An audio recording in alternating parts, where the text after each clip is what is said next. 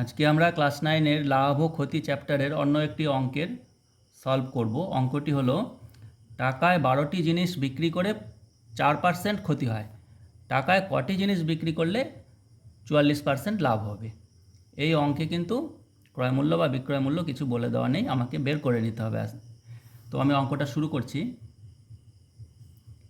এখানে দেখো, টাকায় 12টি জিনিস বিক্রি করেছে, তার মানে বোঝা যাচ্ছে যে 12টি জিনিসের বিক্রয় মূল্য 1 টাকা। তাহলে আমরা লিখব 12টি জিনিসের বিক্রয় মূল্য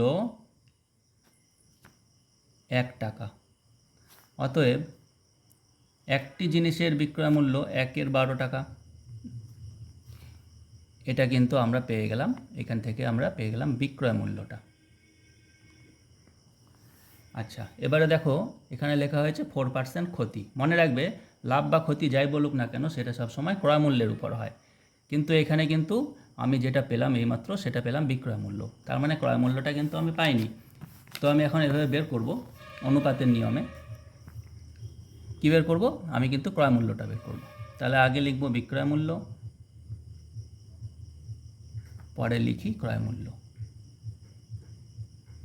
যেহেতু এখানে 4% ক্ষতি হয় লেখা আছে, মানে বুঝতেই পারছো যে ক্রয় মূল্য যদি 100 টাকা হতো তাহলে বিক্রয় মূল্যটা হতো 100 - 4, কারণ ক্ষতি হয়েছে। এই যে ক্ষতি হয়েছে, ক্ষতি মানে বিক্রয় মূল্য কম, তার মানে বিক্রয় মূল্যটা হতো 96 টাকা।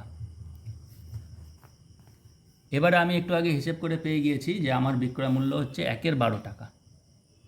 1-এর 12 টাকা, তাহলে ক্রয় মূল্যটা কত পাবো সেটাকে আমি x ধরে নেব। অনুপাতের নিয়মে করলে অঙ্কটা সহজ লাগবে।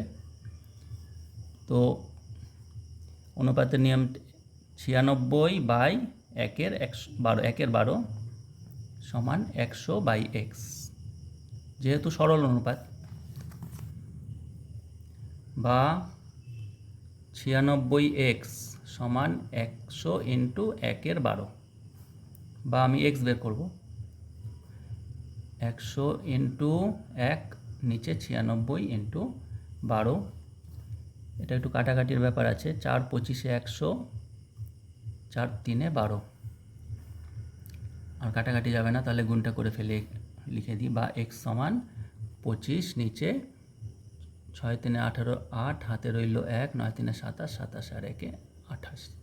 তাহলে x আমি পেলাম 25-এর 288। এটা আমি কি পেলাম? এটা পেলাম আমি ক্রয় মূল্য। এবারে আমি কি করব?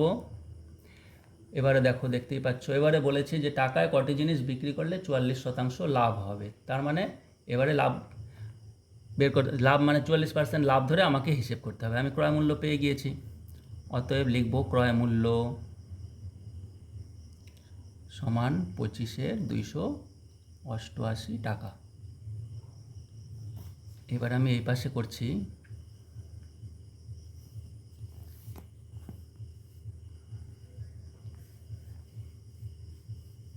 এবার আমি বিক্রয় মূল্য বের করব, কারণ বলেছে কত জিনিস বিক্রি করলে, তার মানে আমি বিক্রয় মূল্য বের করছি। তাহলে আমি ক্রয় মূল্যটাকে আগে লিখে, যেটা বের করতে হয় সেটা সবসময় পরে লিখতে হয়, বিক্রয় মূল্যটা পরে লিখলাম। এবারে এখানে দেখো, দেখতে পাচ্ছ 44% লাভ হবে বলেছে, তার মানে ক্রয় মূল্যটা যদি 100 টাকা ধরি তাহলে বিক্রয় মূল্য হবে 100 + 44, অর্থাৎ 144 টাকা। আর আমার ক্রয় মূল্য এইমাত্র বেরিয়ে গিয়েছে 25-এর 288 টাকা। তাহলে বিক্রয় মূল্যটা কত হবে আমি বের করব। যেহেতু আগে x ধরেছি, এবার আর x ধরা যাবে না, এবার y ধরলাম। অতএব এটাও সরল অনুপাত, তাহলে সরল অনুপাতের নিয়মেই করব।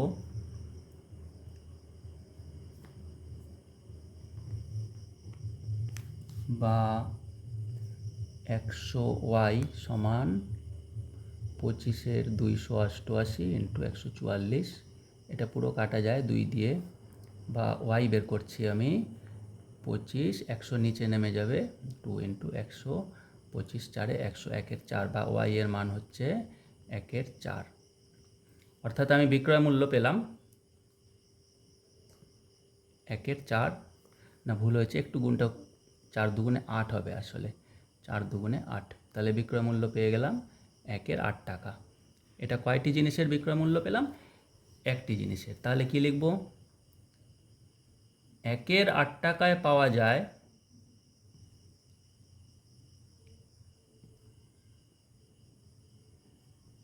একটি জিনিস।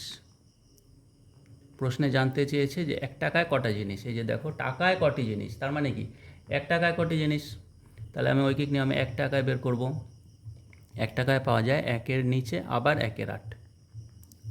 এটা উল্টে যাবে, উল্টে গেলে 8টা উপরে উঠে যাবে, 8টি জিনিস। তাহলে আমাকে বুঝতে পারছি আমি যে আমি অ্যান্সার পেয়ে গেলাম। এখন 1 টাকায় আমাকে 8টি জিনিস বিক্রি করতে হবে, এটাই আমার অ্যান্সার।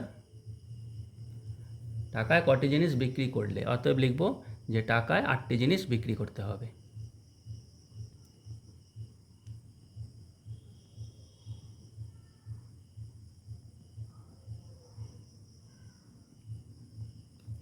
ব্যাস, অঙ্ক এখান থেকে শেষ।